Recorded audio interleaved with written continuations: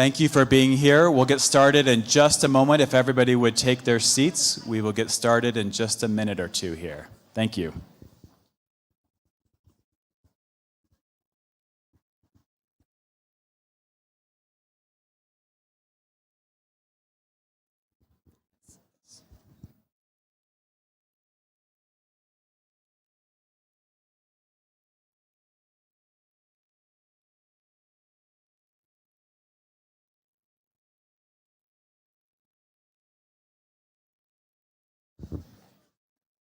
Good morning. Good morning, everyone, and welcome to the second annual State of the City event. I'm Joan Peck, Mayor of Longmont, and it's my pleasure to kick off today's program.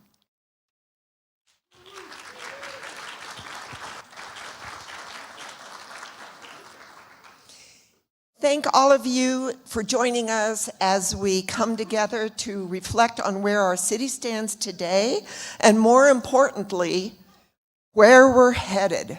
It's inspiring to see so many people invested in the future of Longmont, and I'm excited for the conversations that we're going to have today. Without further ado, I'd like to introduce our very special guest, representing Colorado's 2nd Congressional District, Congressman Joe Neguse. Thank you, Madam Mayor. Thank you. Well, good morning. Thank you. Thank you. Thank you, Madam Mayor, first and foremost, for the kind introduction. Thank you to everyone who's attending today, to Scott Cook and the Longmont Chamber of Commerce for hosting such an important conversation with the people of Longmont and, of course, the business community, and to the innovators, the entrepreneurs, the business owners in this room who make Longmont the special community that it is. We say thank you for all that you've done and all that we know you'll continue to do. I was just complimenting your mayor backstage. I have the privilege of representing the 2nd District in Colorado, which includes 12 counties and over 50 municipalities, and so work quite a bit with mayors and city councilors and county commissioners and actors at the governmental level of all types and sizes. And I will just say, I think Longmont is incredibly well run, and it is a community that is very confident about where it wants to be in the years ahead, and that starts with your leadership, the city council, and of course your mayor, who I think is doing a tremendous job, the city manager, the chief of police, Dr. Hadid, who I believe is here at St. Vrain.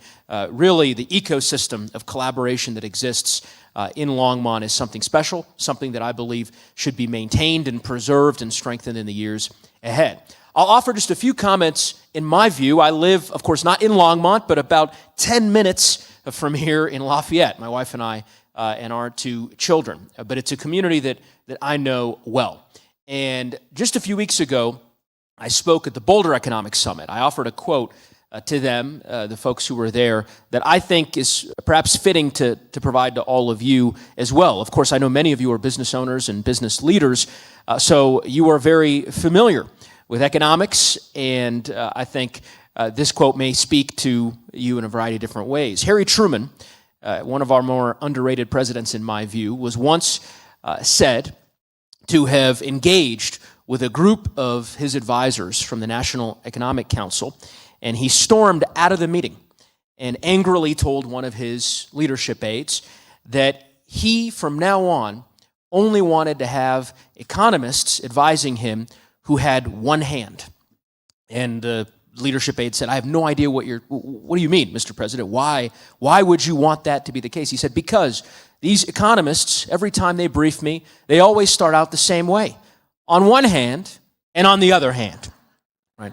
And so I'm not going to talk about Fed policy and obviously macroeconomic trends, but I would just simply say that to me, that quote in some ways crystallizes the conversation that you all will have today about the city of Longmont. On the one hand, there's a lot to be excited about in the city of Longmont. You have record low unemployment, record business growth, exciting developments happening on North Main, of course, redevelopment happening in different parts of this wonderful community. There's a lot to be proud of and excited about. On the other hand, there are challenges that face the city of Longmont. And those challenges are not unique to Longmont. They're the same challenges that My constituents are neighbors in Fort Collins, in Boulder, in Lafayette, in Superior, and in our mountain communities, Estes Park, are facing as well. The challenges around housing, challenges around workforce development. And they are all challenges that I believe are eminently solvable. There's no question that we can solve them, but it's going to take that special level of collaboration that I alluded to earlier that Longmont is so well known for. And we're proud to have played a small role in that effort, collaborating with the city of Longmont on some of the transit needs, securing $1 million for the micro-transit project, and of course the exciting developments with respect to the train station, working with some folks in civic society as well as the business community around some of the housing challenges, the new veterans housing project that is now online just as recently as a year and a half ago.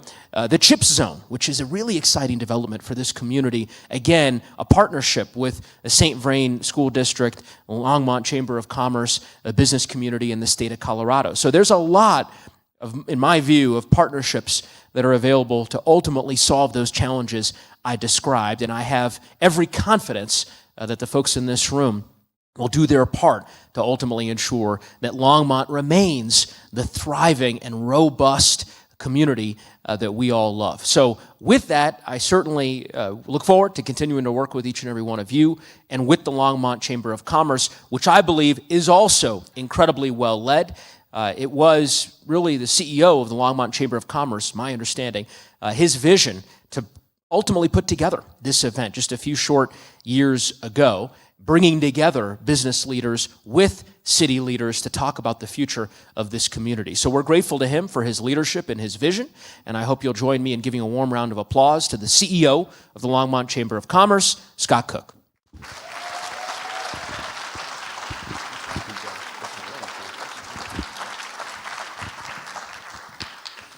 Thank you, Congressman Neguse, and thank you for those very kind words. I'll say, too, that the mayor and I, Mayor Peck, had a number of different conversations before we launched this event, too, so I want to give her a little bit of credit as well. But thank you, Congressman, for those kind words. My name is Scott Cook. I'm the CEO here at the Longmont Chamber, and it's an honor to be the CEO here.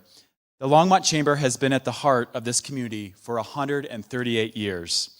As one of the oldest institutions in our city, we have a proud legacy of bringing people together, businesses, local leaders, and residents alike, to work towards a common goal, the growth and the well-being of Longmont.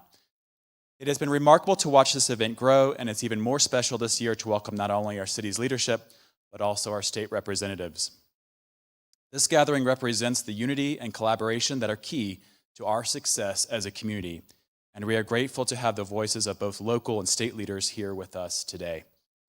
At the Chamber, we are more than just a business association. We are a convener, a bridge that unites our entire community. Whether it's advocating for policies that support local businesses or creating platforms like today's event for dialogue, our mission is to ensure that every voice in Longmont is heard and that we work together for a shared future. I want to begin by expressing our heartfelt gratitude to the sponsors who made today possible.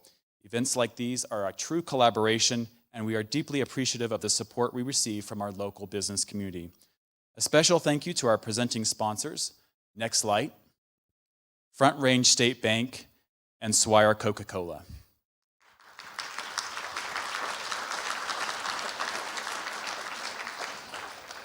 Thank you. We also want to acknowledge our supporting sponsors, Newmark Merrill and Ziggy's Coffee.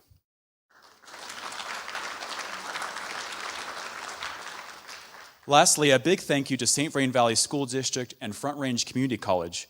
For those of you who attended our inaugural State of Education event earlier this morning, we hope you found it informative and inspiring as we highlighted the bright future of Longmont's education systems.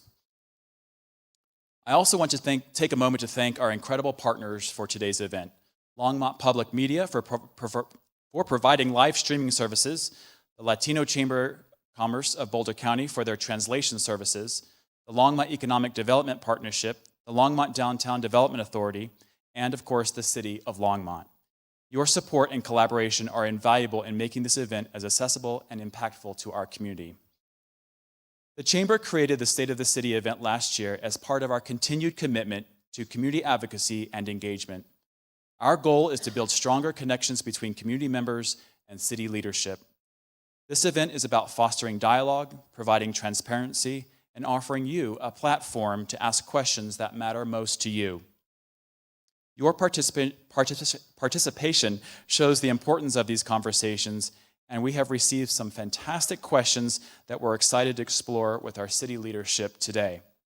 If you have any questions during this event, please submit them by scanning the QR code displayed here on the screen.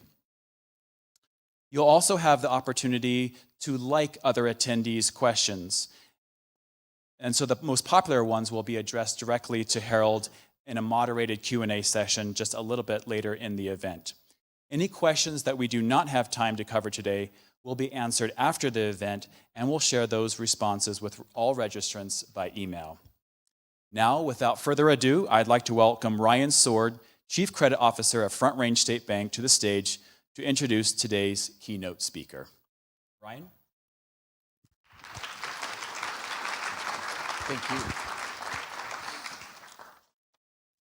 Good morning and welcome. My name is Ryan Sword. I'm the Chief Credit Officer for Front Range State Bank. We've always believed in the power of community and the importance of giving back to a place that we grew up in and we call home. Since our establishment in 1899, we've grown and evolved just as Longmont has. But one thing has remained constant: our commitment to the communities we serve. We were proud to sponsor the very first State of the City event last year, and it's an honor to continue that partnership today. Our history may stretch back over 120 years, but our vision remains forward-looking, dedicated to supporting Longmont's future. It's truly a pleasure to introduce someone who shares that same passion for our community, City Manager Harold Dominguez.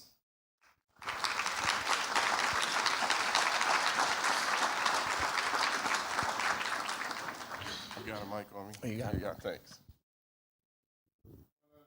One for having, well, you got it? Got it? Okay. Thanks everyone for being here today. I was telling some folks earlier, in the grand scheme of brilliant ideas that I've had, I had probably the worst one ever this yesterday, where I decided I needed to get my flu shot and my COVID shot. And so I did that yesterday afternoon. Needless to say, today is a little bit interesting for me as I'm preparing to do this, because I woke up and I'm like, that was a really bad idea, Harold. So I apologize if I waver a little bit, just because you're going through the whole thing with these immunizations. Before I get started, I noticed there's a lot of people that work for the city here. Could you all stand up? Everybody that works for the city that's here in attendance. So, for me, I wanted to recognize these folks because on a daily basis, these are the individuals that are really doing the heavy lifting and getting the work done. I get to get up and talk to you all and say, this is everything we're doing as an organization, and here's the great things. They're the ones doing it. And they're the ones that really should get the credit for where we stand as an organization and as a community. So for me, I wanted to say thank you to all of you, and thank you for everything you do for our community. They're great. Next slide, please. So when we talk about what we're doing as an organization, last year I talked a little bit about the council manager form of government and how the city council sets the policy and we operationalize it and implement it. So our city council has established a vision for people that we are embedding into, you'll hear me talk a lot about embedding these concepts into the DNA of the organization, because the reality is this isn't just one area of the organization that we focus on. We build it into everything that we're doing, all departments, all operations. Next slide, please. You know, the next is the City Council's vision for places. And again, it is how do we bring this to everything that we do? You know, yesterday I had the opportunity to talk to some staff members that are in an internal leadership class. And I asked the question, name one thing that you do in the organization that doesn't touch some other aspect of the organization. Now, it's a bit of a loaded question because I've asked this question for 20 years. And so they'll go into their sessions and they'll start going, well, we do this. And I'm like, no, it touches this group, or no, we do this. The reality is every department within the organization touches another department in everything that they do. And that means that they're touching the community in everything that they do, that we do for you all. And so as we talk about the City Council's vision and we talk about our goals, one of the things that we're really focusing on is teamwork and how we work collaboratively with each other so that we can do the best that we can for our community. Next slide, please. So, did we miss a slide? The council's goals? Can we go back? I think it's not there, so I'll wing it. I will show you all. So, this is what we...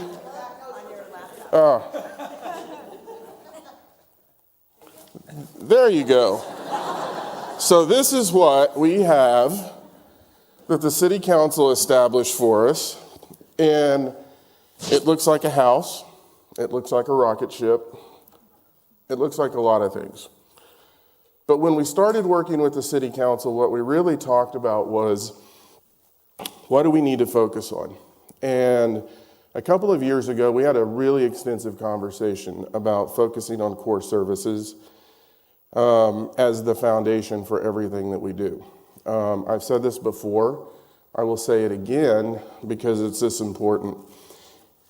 If you ever lose sight of your core services as a community, as a city, and you focus solely on the aspirational items, you are doomed down the road at some point in time because that will come back and haunt you. If you look around the nation and you look at cities that are having problems and they go, well, do you have lead in your water system? And you can see all of these challenges that communities are having. It's because they lost focus on their core services. So we said, that's what we're going to focus on. If you use the house analogy, that's the foundation. The subfloor is really equity, safety, and sustainability. Again, wrapping that into the DNA of everything that we do as an organization. And then housing, early childhood, transportation as being those foundational walls that we have for our community. And then finally, places and amenities, and surrounding all of that is climate and what we have to work on. So that is, as staff, our North Star that the council has set for us in terms of what we do.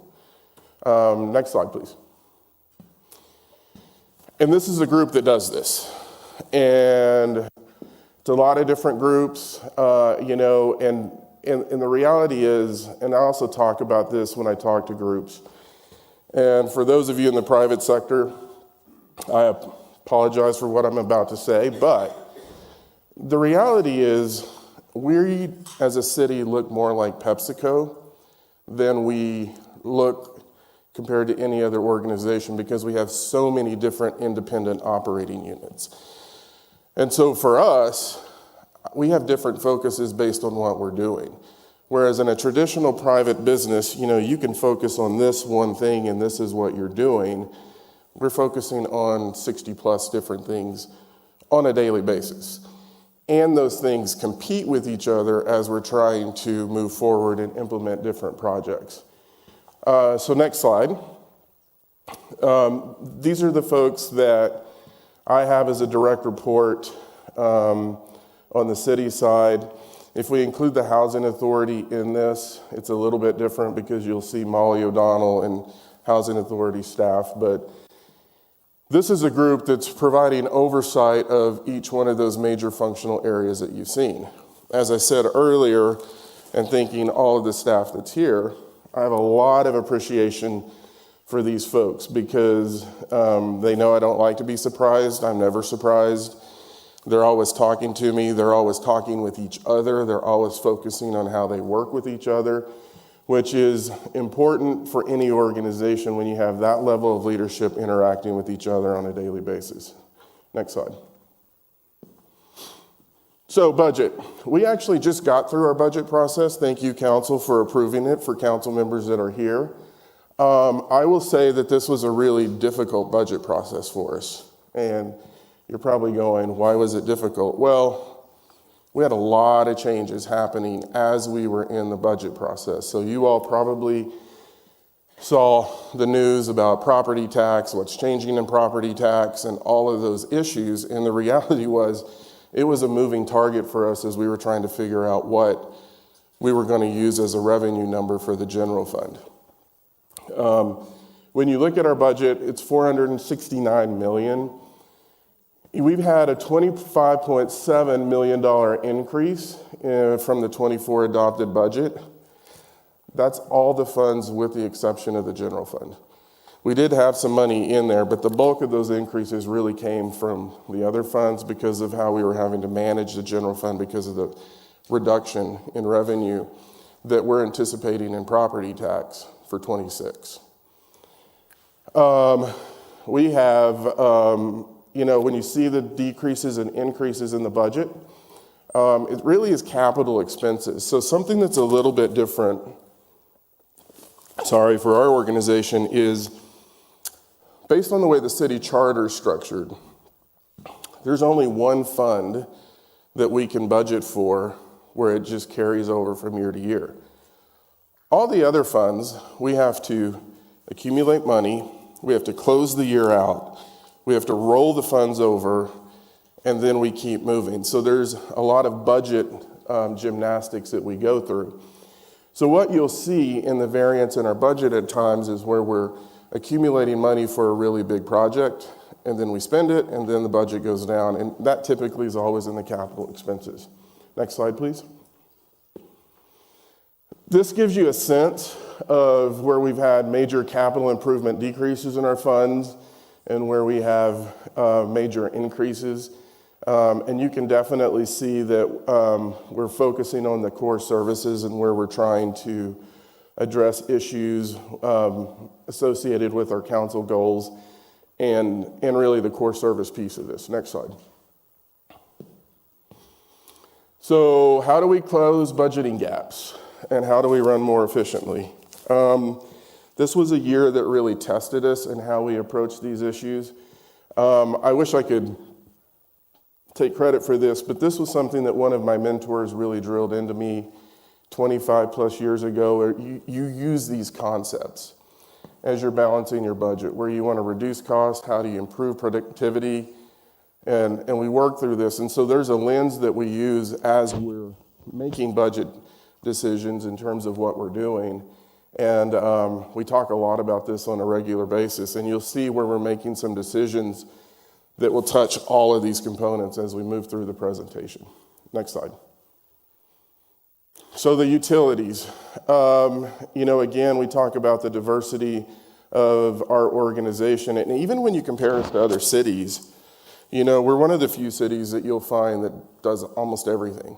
So we do everything except natural gas. And that is a different component when you look at cities. So in the last city I worked in, we did water, wastewater, we didn't do electricity, we didn't do broadband, obviously. And so managing the utility functions and working across the organization is something that takes a lot of time and detail. Because what we want is when we're building a street, what we don't want to have happen is we build a new street, and then all of a sudden Nextlight comes in and says, well, we need to put a new line in, or LPC comes in, and then we're tearing the street up. So coordination is a big thing for us. Next slide. So water resources. This is probably one of the best graphics that I've ever seen in terms of our water system and what we work with on a daily basis to ensure that we're providing water. So you can see the CBT, Colorado Big Thompson, which we're part of. You can see Ralph Price, North St. Vrain, South St. Vrain, Carter Lake. We're working on the Chimney Hollow project. I've said this before, and I'll continue saying it. When it comes to water resources, we're probably the best position in terms of our long-term water supply. Some will argue that Denver is positioned in a stronger place, but our folks would say, no, we are. So water supply for us is not something, we get this question a lot, do we have enough water to support where we're going? The answer is yes, and we had an extensive presentation with the council on this issue, and so water supply is not an issue for us, depending on what's coming in. And so one of the things that we watch and we look at on an annual basis is, if you have a large company that comes in that uses a lot of water, we're assessing what the water supply is going to be and what that looks like. And so we have a team that manages this daily, but if you leave with one thing, our water supply is really solid here in Longmont. And our quality is amazing. If our water team's here, they're probably going, you're drinking bottled water, really? Because it's a running joke that the water that we have in our community is really as good as bottled water. And so when I'm in their building, I drink water out of the tap. So, next slide, please. You can see water treatment plant. This has been something that we've been talking about for a while. We did have a bond initiative. It was approved by over 80% to add capacity and expand Nelson Flanders. Obviously, when we went into the project, it was before COVID really hit and before we were seeing the challenges with inflation. That project increased dramatically in terms of cost. And so when we were evaluating water rates, this is a big component of the increase in rates, is for us to manage that cost. But as I said earlier, core services are incredibly important for us, and we have to spend that money, because if we don't spend it now to do this, multiply it times 10 if you wait and you deal with the issue down the road. And you're seeing that in other communities. Next slide. One of the things that we're also working on, and you've heard this, is the City Council a few years ago adopted a goal of 100% renewable electricity. Our LPC staff, they're working through this process as we speak. We're looking at distributed energy resources in our community. We're updating codes, interconnection and rate updates, and how we're looking at integration. So some of the things that we've done, if you look at it right now at our wastewater plant, we're putting in solar and battery power to help test some concepts. When we look at projects that we're doing from a housing perspective, we're including solar as part of that. And that's really starting to shape up in terms of our distributed energy resources. Next slide, please. Next slide. It is, as you know, the 10-year anniversary for Next Slide. And so for all of you, if you haven't RSVP'd, Friday, November 1st, Parkway Food Hall from 4 to 6 p.m. We're doing a big birthday party for Next Light, and so you all are invited to that. This is something that Next Light really distinguishes our community. We talk a lot about this, but the reality is where it's positioned us is it's really allowed us to bring entrepreneurs into our community simply because they have a high-speed internet connection that they can utilize from home. We see it developing in what we see businesses being developed in our community. One day, and the COVID shot's really getting to me now. One day, I was walking through the Tinkermill, and there was a guy there, and he said he was doing something with 3D printing. And I go, where'd you come from? He goes, well, I used to work in the Northeast. They actually let me work remotely, and I climb mountains. And the only thing they said is I needed a really good internet connection. And so Longmont popped up. And so here we go, and here we're moving into the community. So for us, it is the foundation of where we're going in economic development and business development. It also reduces the cost to many people in the community. So when you think about being a small business and you think about the cost you're paying for technology and what we actually charge, it's a really big thing for us, and I know that they've provides significant savings to the school district and to the services that we're providing them. And so happy birthday, Next Light. Great job, Valerie. Great job, Tom Roniotis, who is here. Great job to all the staff that's continuing to do this. I think I've only been down once, and that was my fault because I had him put the ONT in my garage and it got too hot. So fast, reliable, and low cost. Thank you for that team. Next slide. Transportation is something that you saw as part of the council goals, and transportation is really a holistic system that we're looking at. And I'm going to walk you through that quickly. So next slide, please. Kaufman Street mobility improvements. How many of you all have been in the Kaufman Street area in the last month? I hear the laughs. Yeah, I have too. And you would think that I would know better to drive and know what's closed, and I don't. And so I get myself caught. And I know it's painful. Part of that, though, is Kaufman Street's really the foundation in where we're going in terms of our transportation system. It's really the first time that we're intentionally designing something that's looking at all forms of transportation. So bus, bike, pedestrian, cars. And you see it throughout the community where we're building bike lanes. But this is an integrated model. And what it's going to do is it's going to shift the buses onto Kaufman Street. It's going to connect into the transit station, which we have a slide on in a little bit. But this is really kind of starting that process in terms of how we're going to approach transportation in the future. So bear with us. We know it's going to be painful. We've got a lot of projects going on, but Kaufman Street, think of it as the hub of or the spoke coming off of the main hub as we look at some of the other projects. Next slide, please. Vision Zero. So we've talked a little bit about, you've probably heard the council talking about Vision Zero. I've heard a lot of comments about what is Vision Zero, and it's this and it's that, and it's pretty basic. Vision Zero for us is eliminating traffic fatalities, and it's eliminating serious bodily injuries in traffic accidents.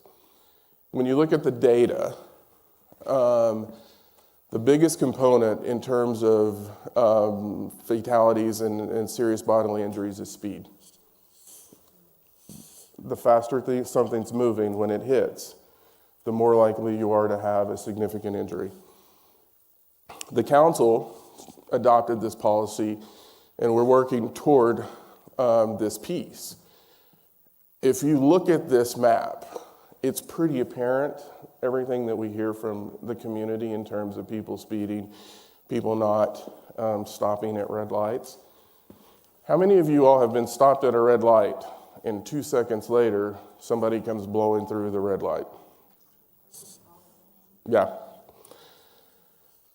We are reshaping how we look at transportation to really focus on these issues, how we work with neighborhoods to engage in traffic-related issues that we're having. And so it is a new model, it's a new paradigm.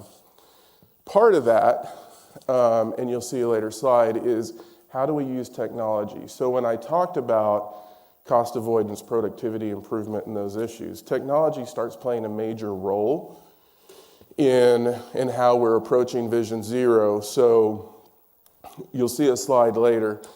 They did a study, and Jim Inksted's in the back, so Jim, if I miss the number, you tell me.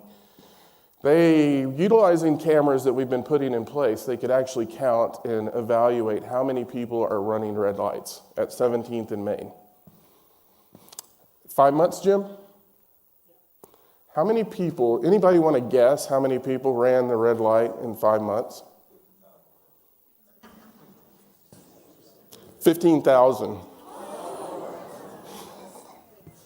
Is that right, Jim? Now, some of it was people that were caught in the middle of the turning lane and other issues. Even if you hedge down and you go, well, it was 5,000, that's still 1,000 a month. we can't have that continue to happen in our community because we know what it's causing, we see the accidents.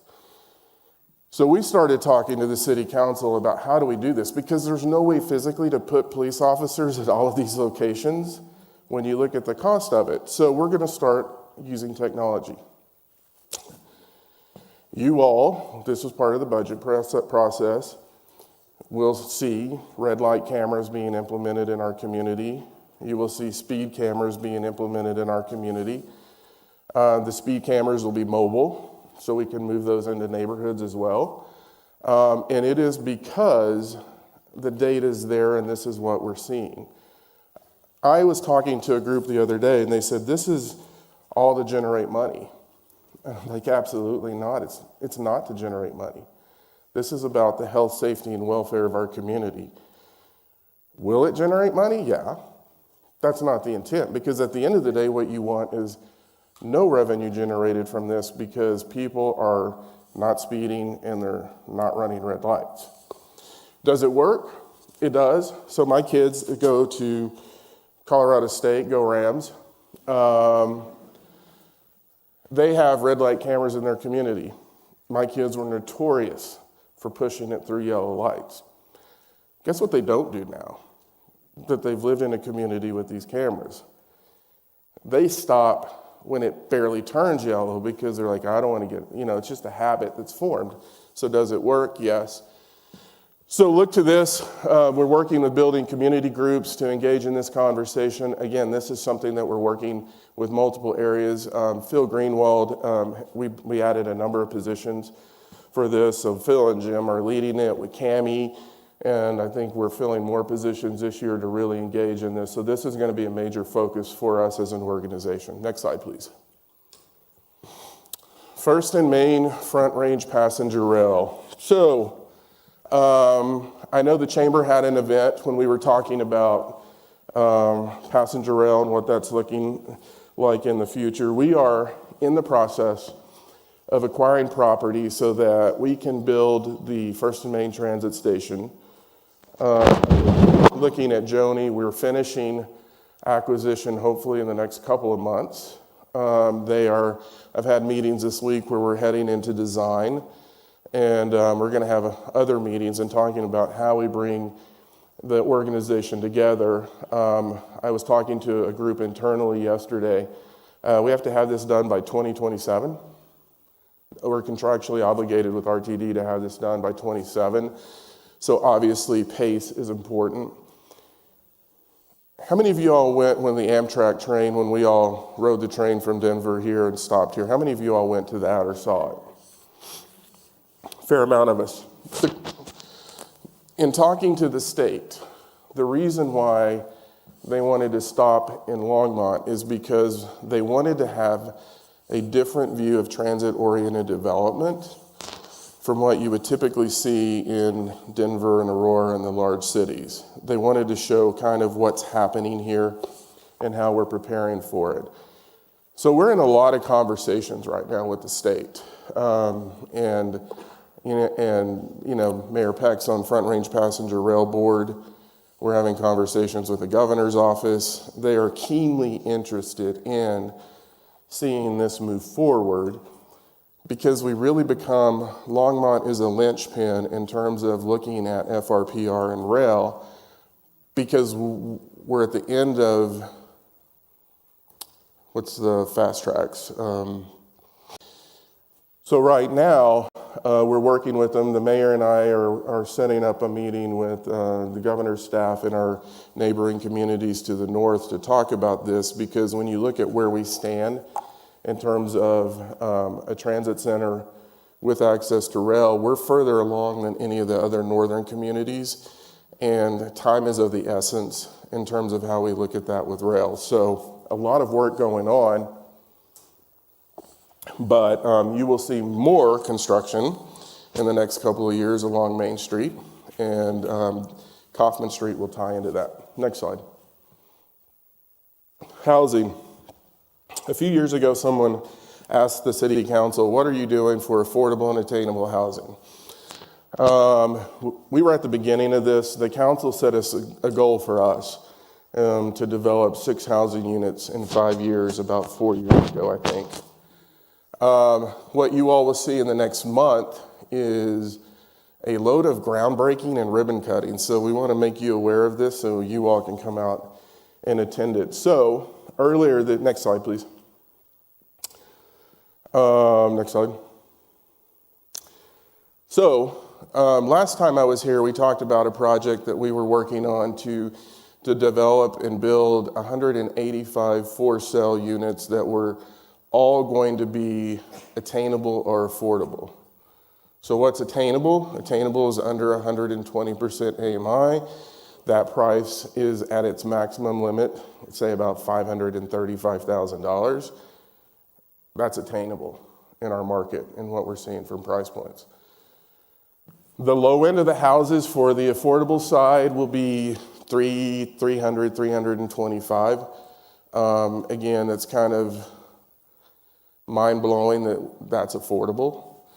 As we're looking at the market, 55 of those are going to be permanently deed-restricted affordable units. 130 will be deed-restricted attainable with a 10-year deed restriction, because one of the things that was important to the council and staff is how you have people build wealth. We closed on that project last Thursday. We're finishing financing today or tomorrow, and they're going to start construction on that Monday in terms of having these for-sale units. This is probably the largest project in the state that is all affordable and attainable. We did receive some state funding to purchase that property. We're utilizing our affordable and attainable housing funds. A lot of people are starting to look at this from around the state in terms of how it can be replicated. Next slide. So the groundbreaking will be coming up in November for that. This gives you a sense of what it's going to look like in terms of the design. We were pretty intentional in talking to the developer. Is what you want to do is pull the wealth from the front of the house and actually move it to the back. And we went through a PUD process to develop, we had to narrow the roads, so we had to maximize density to actually make the project pencil out financially.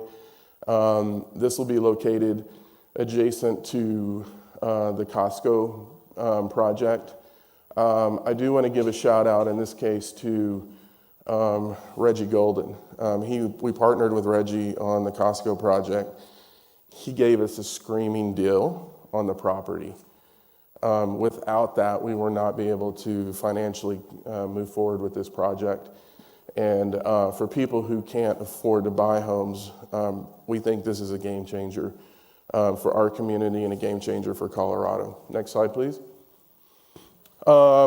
We are under construction now on the Ascent at Hover Crossing. This is going to be a rental project. This is the Longmont Housing Authority, which is connected with us. I'm also the interim executive director of the Housing Authority. This project is under construction now. This is the first foray from the Housing Authority into affordable family units. We have a few in our portfolio, but this is going to be 75 units, 1, 2, 3, and 4 bedrooms. That's going to be affordable. Rarely do you find 4 bedrooms or 3 bedrooms in our affordable housing stock. And so this is, again, a change in our community. Here's the cool thing about it. It's going to include early child care in it. So we worked to include early child care because we know, you're going to see a slide a little bit later about work that we're doing, is that there is a deficit of child care in our community, and where you need it is you need it in these areas where people have to work. So there will be an early child care facility in this project. It was a bit maddening when you're dealing with LIHTC projects to figure out how you finance it, but we got it done, and it's a model. You can see the solar panels, which we're tying into our distributed energy, and now you're starting to see how different things are connecting in across the organization. Next slide. Earlier this year, we partnered with MGL. Ascent, we're partnering with Penrose. So you're seeing a lot of public-private partnerships in what we're doing. This one we partnered with MGL Properties for Chrisman 2.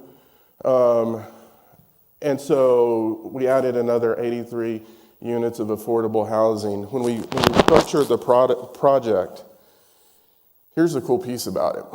The city, the housing authority, we put in around $2.2 million in the project. In 3 years, that project is going to transfer to the city or the housing authority for ownership. So for an investment of, let's say, $2.5 million, when that transfers, we're going to have $60 million worth of property that we manage.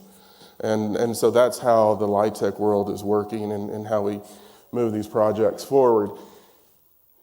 Chrisman 2, I think, is 100% occupied, and that was the first project that we utilized for the bankers in the room, income averaging on the LIHTC world. What income averaging actually lets you do is you can create more 30 and 40% AMI units because you're balancing it against 70 and 80% AMI units, which is essentially attainable rental housing. Next slide. Zinnia. When we look at our housing and we look at our housing struggles and we look at just challenges within our community, we know that we have a lot of work that we're doing with the unhoused in our community. You have to, when you look at housing, look at all segments of this. Zinnia is our first intentionally designed permanent supportive housing project in Longmont. We have the suites here. That was an old hotel that was converted. Lesson learned when you're looking at permanent supportive housing is you have to be really intentional in how you're designing that, because a lot of folks that you move into permanent supportive housing are dealing with some sort of trauma. And if it's not designed correctly, it actually exacerbates the trauma that they're dealing with. And so Zinnia is a trauma-informed design, permanent supportive housing project with 55 units. That one we partnered with Element, and as part of the project, we don't own it, we're the manager of the project, but we did put, city bought land and put into it. This is part of our strategy that we're looking at in terms of how we work with the unhoused in our community. What we clearly know is this is supportive housing, so we're gonna have clinicians. We're gonna have service, these clinicians will be mental health clinicians. What did they change the name of Boulder Shelter to for the homeless to? All Roads, yeah. All Roads is going to be providing the supportive services. What we've clearly learned over the last 4 years in managing properties and looking at issues, one of the biggest things that challenges us is mental health and substance abuse when people move into affordable housing. And at the end of the day, if you can't provide the services to help people be successful, a lot of cases you end up having to go through the eviction process because they're creating issues for the other people that are living in those units. And then all of a sudden, they're back in the same position and you're not really helping anyone to maintain housing. So what we've done is we've added 2 clinician positions from the city's marijuana tax. The council approved that. We've added a clinician position from the housing authority. We have a supportive services position. All of this is geared to helping people that we're bringing into permanent supportive housing and that live in traditional affordable housing, because those issues exist across the portfolio. We're also partnering with local groups. So we partner with Hope in terms of working on the unhoused issue and outreach in the community. We also are partnering with the Recovery Cafe, and that's a new partnership that we started because we also know that people are in different phases of recovery. They have started holding classes, circles at the suites where they're building support structures for people who are struggling with different forms of recovery. And what they're really doing is building community, and by building community, you're building a different support structure and you're increasing the likelihood that those individuals be successfully housed over a long period of time. So this filled up in less than a month. I think there was another project in Boulder called Bluebird. We actually filled this one up more quickly than Bluebird. And now we're digging into supporting folks. Next slide. Early child care and education. There are people in this room that I can see that are probably more adept at talking about early child care and education. I'm just going to give you a high-level overview in terms of what we're trying to do. Next slide. So this was something that the council was interested in. What you will see is we actually have created a dashboard utilizing our strategic integration group, working with Christina Pacheco and Children, Youth and Family Services to get a sense in terms of what we have in terms of child care providers in our community. You know, we can see that friend and family neighbor care is a big component of child care in our community. And so we're continuing to work this to really allow people to see where can I get child care and work through the process. Next slide. Again, this is kind of what it looks like, but some things that we're doing from the city side is this was a city council decision. So we have money where we're funding 529 Jump college savings programs. So we're starting the funding for individuals. Why that's important is the data is really showing that if you can start it, a lot of people will continue it, but if you don't start it, they'll never start it. And so the council's funding that. Front Range Foundation scholarships. We also are partnering with TLC in the Early Learning Collaborative and putting money into the Early Childhood Hub that's going to be just off of 119 and 3rd, I believe. And part of that is, yes, we're putting money in. Yes, we also are getting spots for city staff as part of that because we're seeing early child care is a significant piece to being able to hire people. But I think the council's policy directive on this is really identifying what is ultimately an economic development issue. If people can't get childcare, can't afford to live, that starts impacting the businesses in our community in terms of who they hire, where they're coming from. And so again, it's a broader ecosystem issue that we're talking about. Next slide. Parks and open space. Next slide. So one of the things that we were seeing is we had a lot of parks that we've been promising people in the community, and we just weren't there in terms of constructing those projects. The city council delicately pointed that out to us as staff as they want to see more park construction being built, and we agreed. And we actually had money that we'd been collecting from developments as part of the impact fees. And so based on the council's policy directive, we came back and we said we want to do 8 parks trails in 5 years. And so you can probably see now that Fox Meadows is under construction. You can see the synthetic turf at Dry Creek, Clover Meadows, Neighborhood Park. And so we're continuing to move through those projects. This is also a double-edged sword for us because one of the issues we had to deal with in our budget is, okay, great, we're building them. Now you need to fund the operations and how you maintain them. And so we, in a tight budget year, kind of looked at what do we have in terms of our park maintenance fee. We actually are using that to fund positions that are ongoing costs.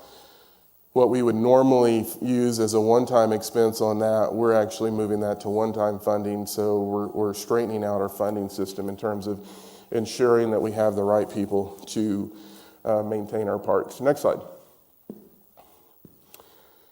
Open space, you can see this is, we have the Union Reservoir Interim Trail. We're working on St. Vrain Greenway Phase 13. We're anticipating completion in 26.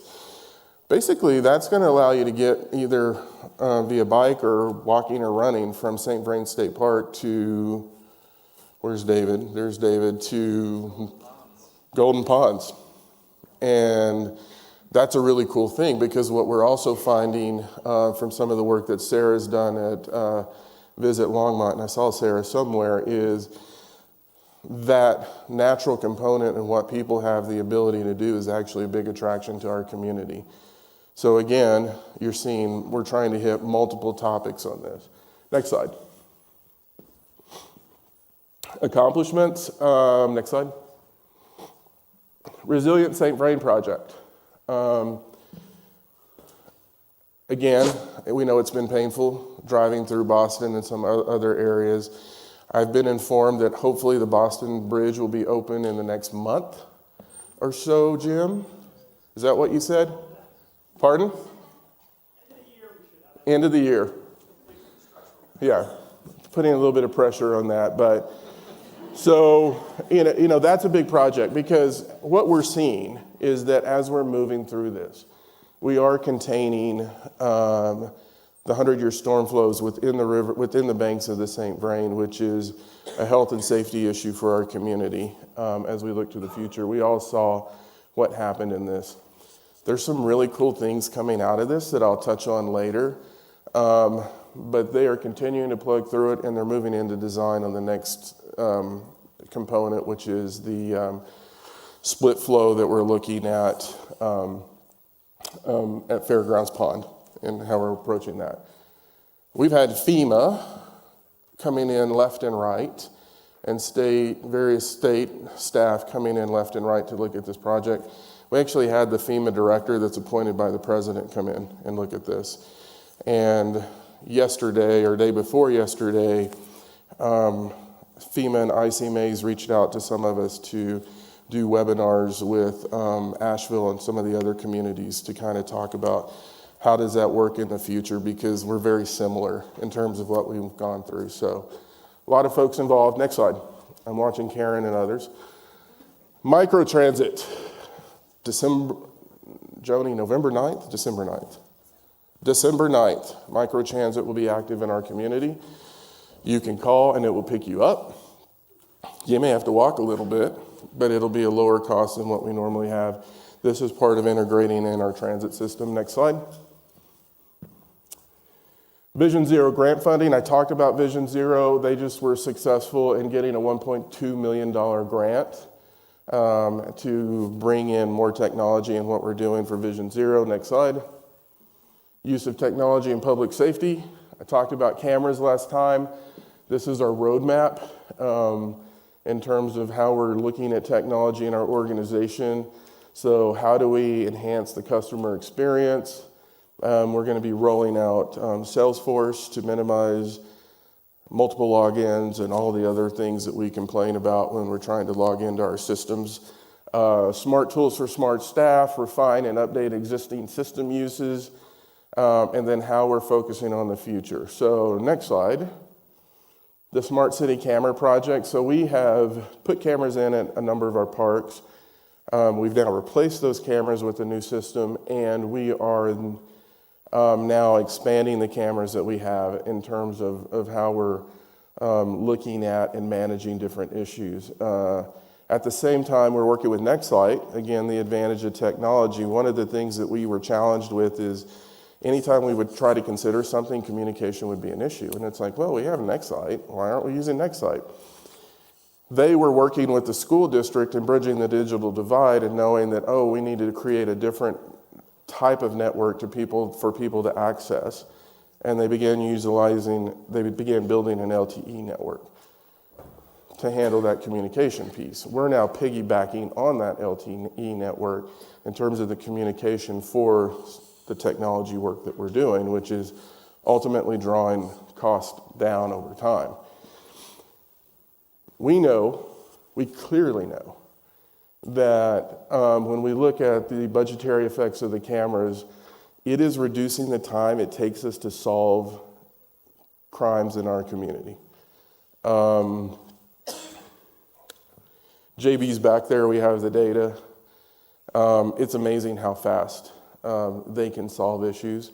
What would normally take a month or a couple of weeks or 6 months to a year, they're doing in days or weeks based on what they're getting in terms of the camera data.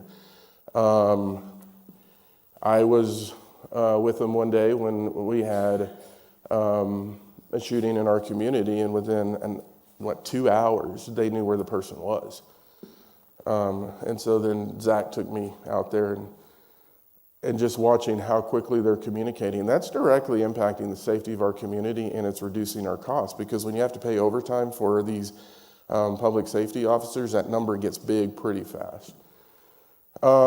It's a reduction in calls for service. So we know when we monitor the calls for services in our parks before we put the cameras in versus after, we've seen as much as a 60% reduction in calls for service in terms of just people knowing that we can see it.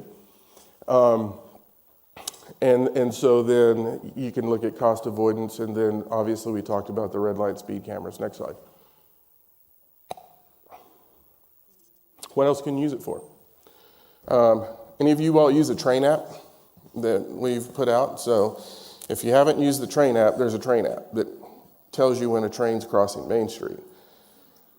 The train app is even better if we can integrate the cameras in it, because then you can see how fast the train's moving, and then you can adjust when it's going to block Main Street and these other issues. And so our strategic integration group did this. We're going to expand it. We can use it for that. David in Natural Resources utilizes cameras for wildlife monitoring. The system that we bought, Milestone, actually can tie into a parking system. The cameras will also allow us to put cameras in locations talking about floods to monitor river flows. So you're not dependent on the gauges, because we all know in the flood, the gauges got blown out. Maximizing the value, what we can do to improve operational efficiency, is at the heart of what we're looking at with technology. Next slide. Let me just move through a couple more. Next slide.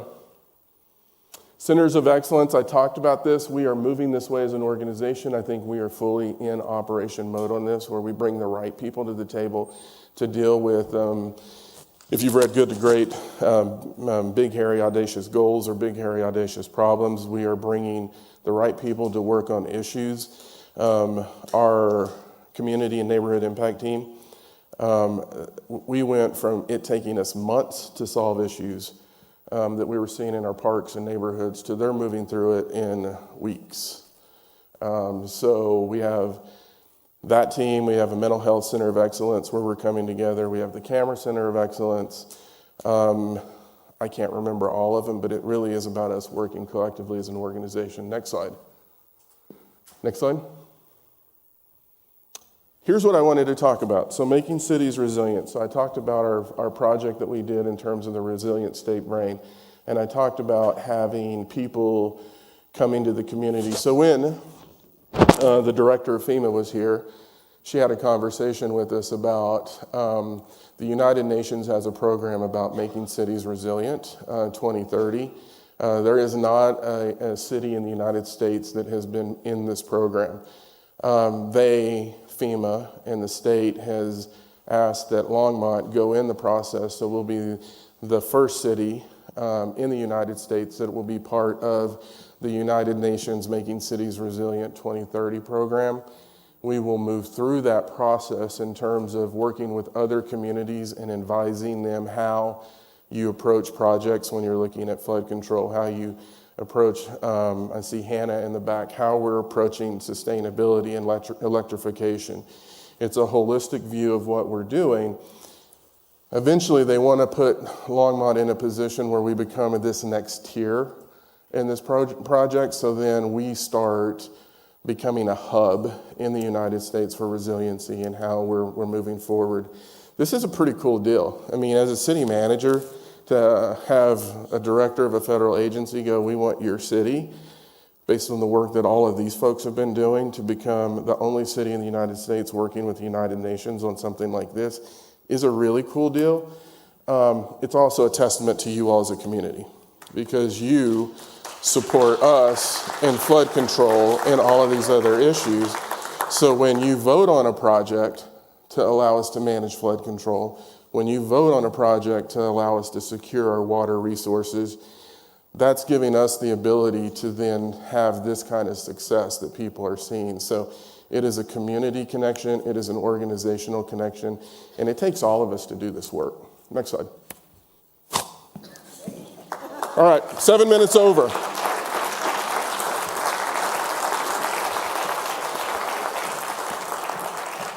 Where do you want me?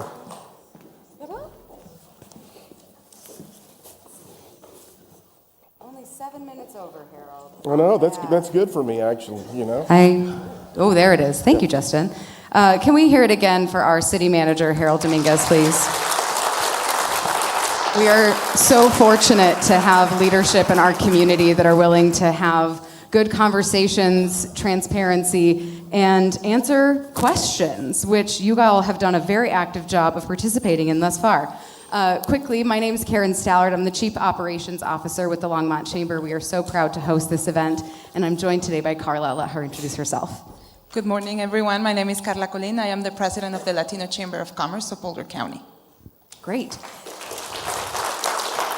So, you asked me earlier, how are you going to ask the questions? I forgot to tell you, just ask them. Yeah. Because in my last city, every Thursday at lunch, I did a non-screened call session on television. Oh. Yeah, so you can ask me anything. Love that. You heard it. Cuffs are off, Longmont. Let's Yeah. go. Thank you so much for talking about the Zinnia supportive housing projects and many of the housing projects going on within the city right now. Our top question for today right now is what sentiments or concerns and plans does the city of Longmont have surrounding homelessness?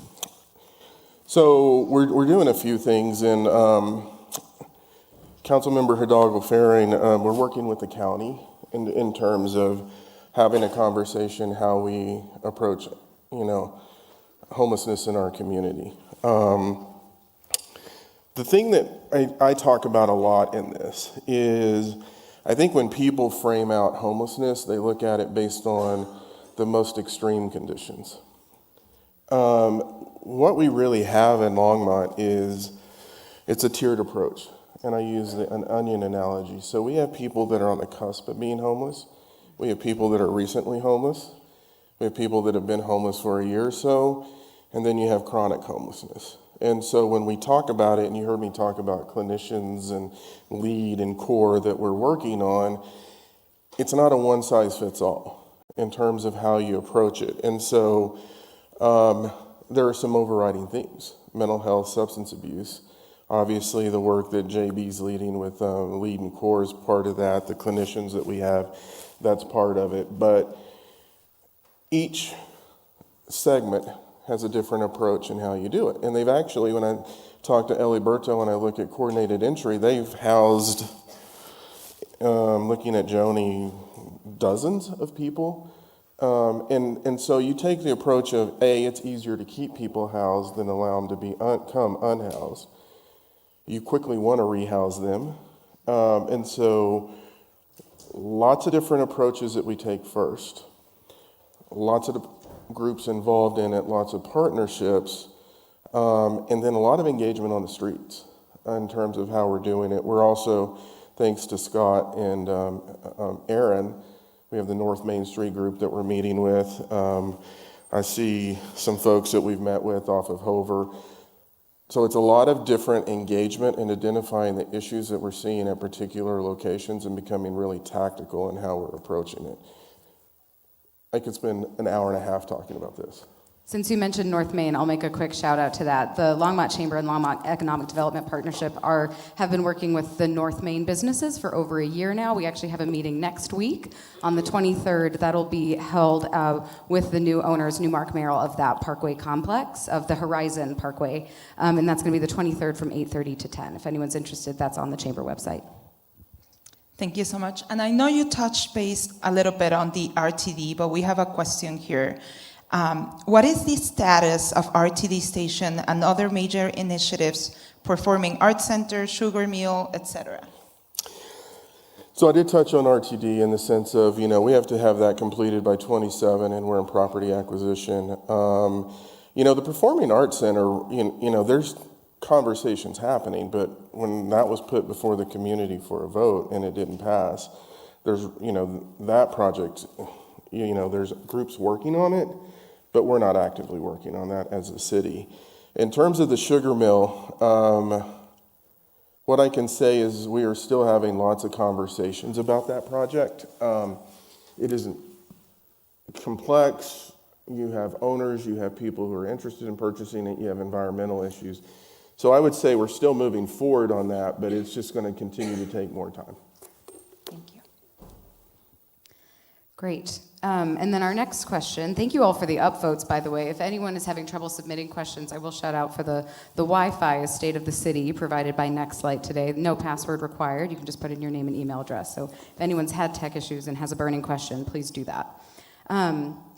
All right, we have a question about nonprofits facing challenges in our community and that many local businesses want to help. Could the City of Longmont create a platform, or I don't know, maybe a Chamber of Commerce to better connect them for collaboration? Yeah, what we're seeing right now, and I've had some conversations, and we talk about nonprofits in our community and funding sources, and and how it ties into our budgets, whether it's a state budget, the county budget, or local budgets, in that we have the pie in terms of the funding, when you look across all of these sources, has shrunk. The people wanting a piece of the pie has actually increased. And because there's new nonprofits that are being built or being structured. And so, the county had to make some really tough decisions recently because they lost state funding. And so we see the impact.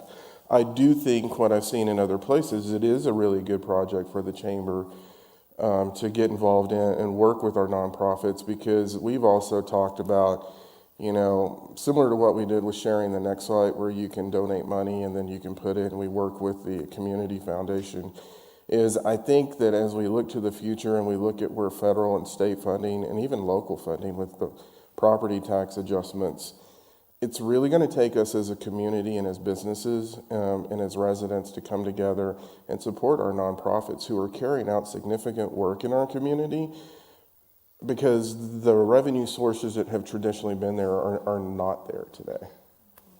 Can you expand a little bit on that pie shrinking? I know I've heard anecdotally, this is not one of the questions, about business owners, community members seeing the growth, the increase in property taxes. Can you explain a little bit in Longmont's lens how the pie is shrinking when it feels like people are growing, they're spending money here, and also property taxes are increasing?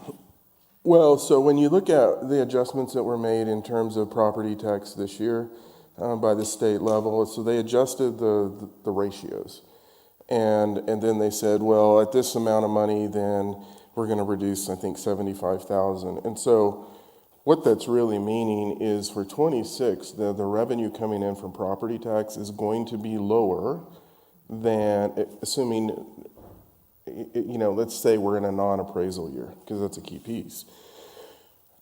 The revenue coming in on property tax in a non-appraisal year, if 26 was a non-appraisal year, would be lower just based on the way they adjusted the revenues. And so then when we have health and human service funding, when we started out, it was like 2.25% of the total revenue coming into the general fund.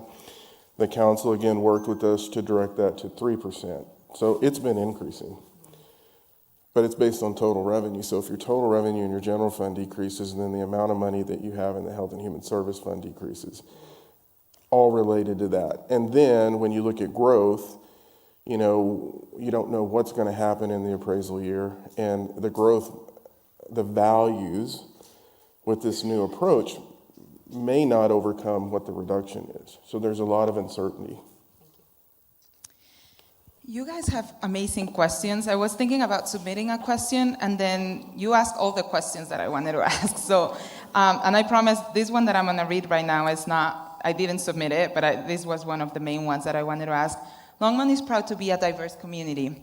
How are we supporting our Black and brown youth to grow towards success?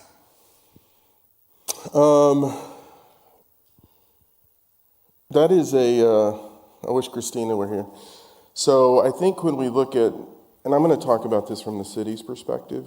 So that has been something that our city council really talked about in terms of creating internships and partnering with Front Range Community College. And so for 2 years, I believe it's Councilmember Yarborough that made this suggestion, is we create an internship program. So we're working with people in Front Range Community College.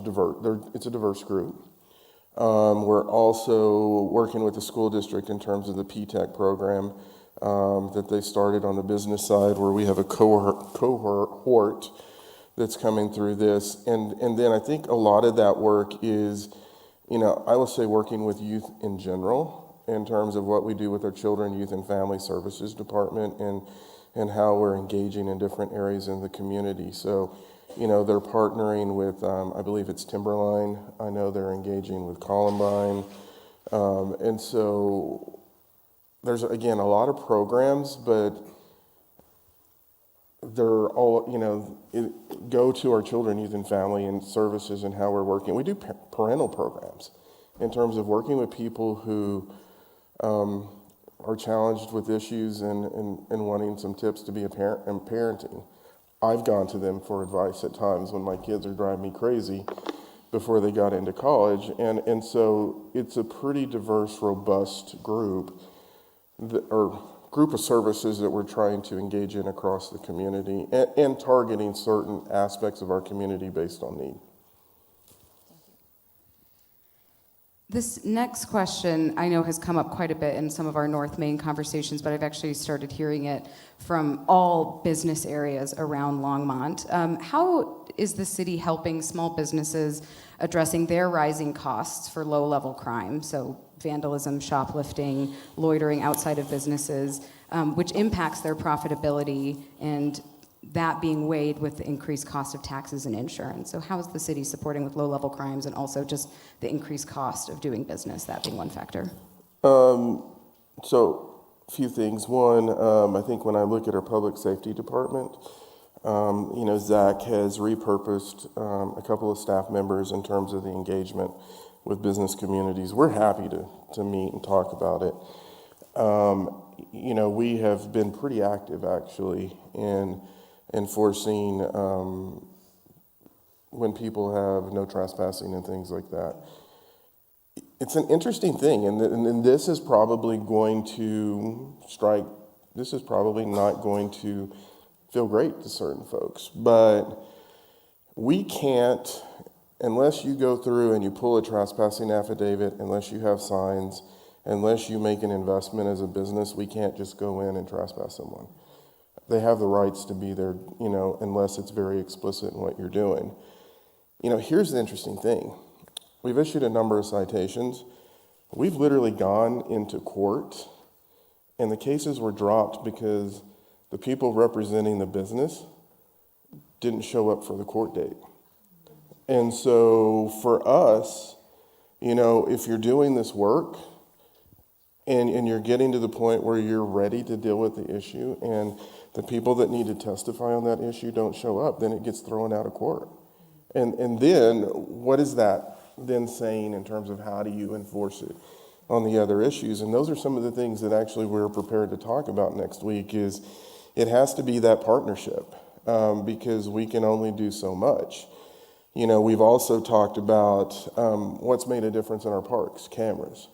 We've made suggestions on if people can invest in camera systems, then that gives us the video and the images that we need so we can actually deal with issues. And so there's only so much we can do from an enforcement perspective if we're not seeing it coming in terms of giving us camera footage, showing up to court, calling us when things are happening.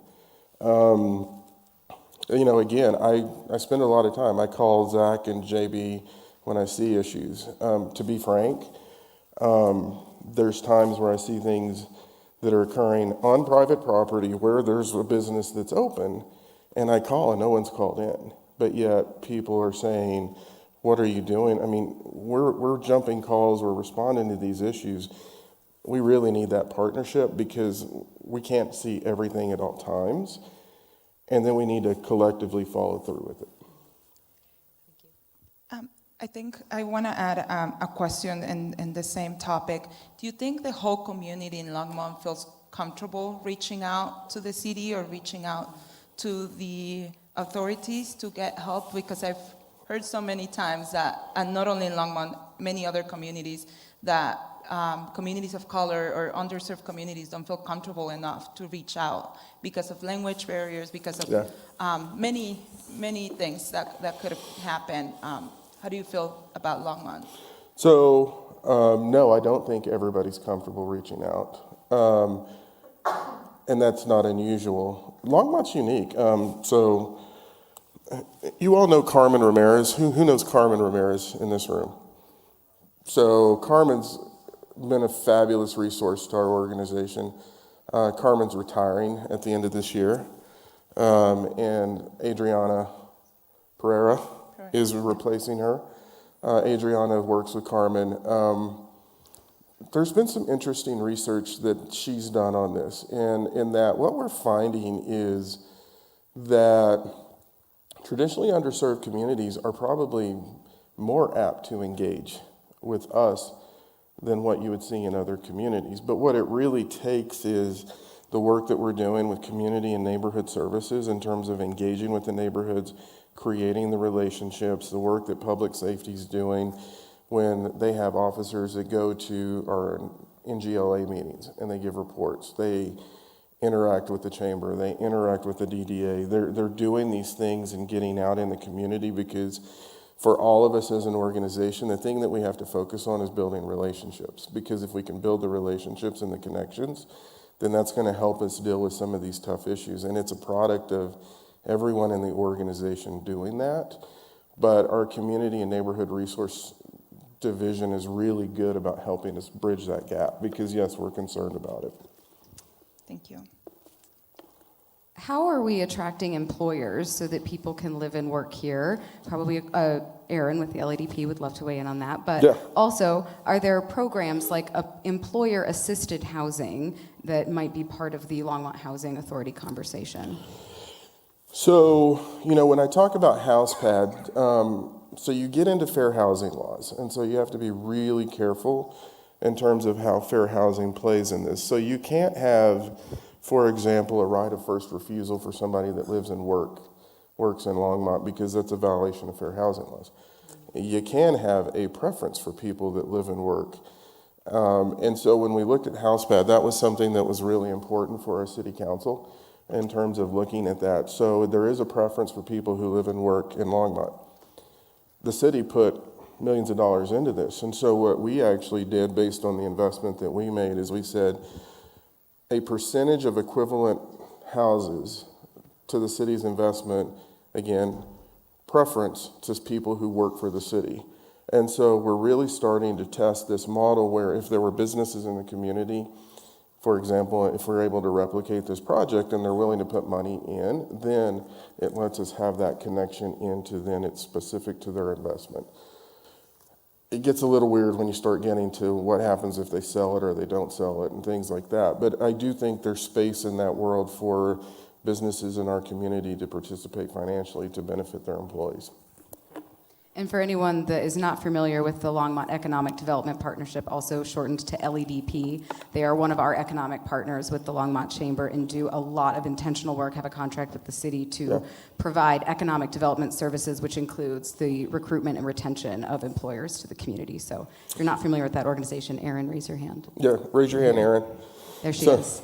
And Mob her after this. And we've had a number Tell her she's of, doing a great job. and we've had a number of conversations recently in terms of what are we doing. I mean, she's working on expansion projects, retention projects, locating in, and so we've had probably a half a dozen meetings on different projects, and we're on the phone talking about it. And it's really dependent on the companies we're working with, and so there's programs there. Kimberly also has programs within the DDA and what she's doing that helps the DDA businesses. So it's a multifaceted approach.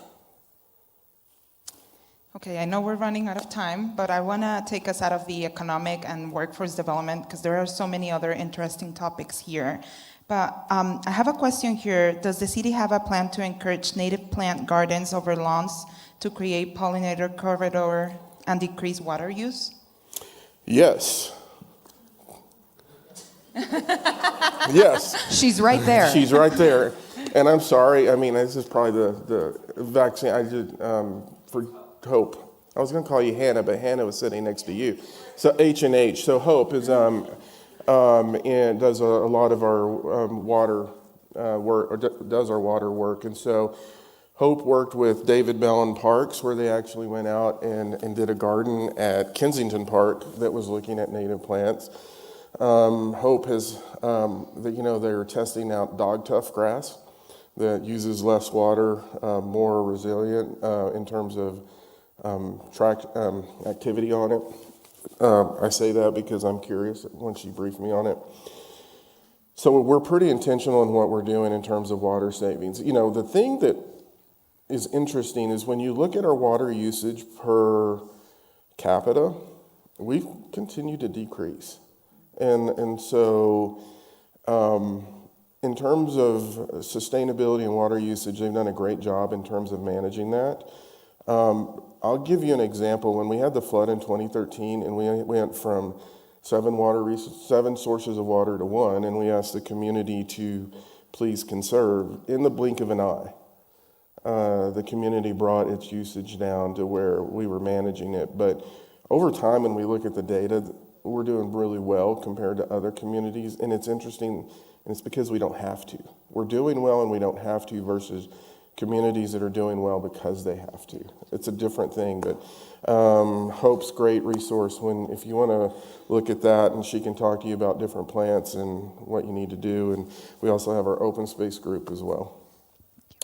I will add, part of our RSVP project and the work that we did where we were intentional about considering the environment as part of that, it was recently evaluated in the area from, I want to say 119, where 119 crosses the St. Vrain, it goes by the wastewater plant to Pratt Street, was rated one of the highest quality rivers in the area, and that's in an urban setting. And that's the intentional work that they do, you know, really taking triple bottom line look at and managing environment, but also managing these other issues. So again, great examples of where our staff is doing awesome work and taking everything into account. We'll end with one question relating to some of the tech advancements you spoke to in your presentation, but this has quickly risen to the top of our questions here about some concerns with government overreach, specifically around installing cameras throughout Longmont. Can you give some assurances that there will be limits to the camera's use? And I'll also just add, can you speak to how we as citizens, business owners, members of the community can best engage with the city as progress and new projects come to be, whether it's technology, housing, homelessness, can you just speak to that process as well? So first question is, this is an area where we created another center of excellence, and so very intentional in terms of how we're controlling it. So we work with public safety in terms of what we can actually see with cameras, and so to be frank, we only look at property that's the city's to manage, parking lots, parks. Really mindful of what the view of the camera is, how we control the data, how long do we hold the data. You know, we will only hold the video for 2 weeks. We are absolutely not utilizing facial recognition or anything like this. And, you know, in most cases, it's used operationally to go, what do we need to clean up in a park? If there's an event, we utilize it. There's also utilization of LPR, so license plate recognition. Frankly, that's all over Colorado now. But yeah, really intentional in terms of who controls the data, who can see it. That's actually part of why we changed systems, because the system that we had some security issues, but also didn't allow us to have individual logins into the system. So we can tell who's looking at what camera and what they're looking at any given point in time. And so that's really reinforcing the rules and what we have. And then we can also select the level of access that we have. So it's pretty regulated internally. And that's why our police department's involved, because it's pretty important that we have those rules in place. And we have multiple people watching each other versus just one department doing it, because that also gives me, you know, comfort in knowing, you know, if JB does something and Valerie says it's wrong, Valerie can tell me and I can go deal with JB, or vice versa, rather than having one person do it. So we're really intentional on that. And then your next question is how do you engage with us? Call us, talk to us. You know, and that's hard. You know, I think people are surprised by that, but you know, I can't tell you how many times we have become involved in something just because somebody goes, hey, I'm thinking about this, and what does it mean for the city? And it's like, oh, that's interesting. House pad. That's how HousePad started. Jessica Erickson, who was over LADP, introduced me to somebody who was trying to figure out this affordable, attainable housing gap, and we started having conversations, and 2.5 years later, we're building it. So I would say, A, reach out and contact us. It can be daunting. So a lot of times what I say is, folks reach out to my office. Eric is phenomenal, and we can definitely connect, or as you're seeing us at events like this. We have a lot of folks here, get to know us, let's build the relationships, let's talk through these issues, versus, just sort of going, what the heck's going on? Thank you so much. I will just say that if even calling the city feels daunting, Harold's phone number is, no, I'm just kidding. 303-651-8601. 8601. You heard it here first. And also, I'll say that the Longmont Chamber also has a Leadership Longmont program. We are taking applications for 2025. That is a January through June leadership course. One of the days is an entire city government day. And not to play favorites, but Sandy Cedar, our assistant city manager, organizes that day. It's one of the class favorites. We added a public safety day. So if even continuing and being involved in this process is of interest to you or members of your team, I would encourage you to look at that program. We are a little bit over. I want to thank you again, Harold, for today. Thank you to this amazing audience for engaging in an event like State of the City. This is uniquely Longmont to have citizens in the community that are willing to ask hard questions and get clear answers. And we want to thank our partners at the Latino Chamber for being a part of today as well, the Longmont Museum for hosting, Longmont Public Media, and all of our sponsors. Thank you all for joining us.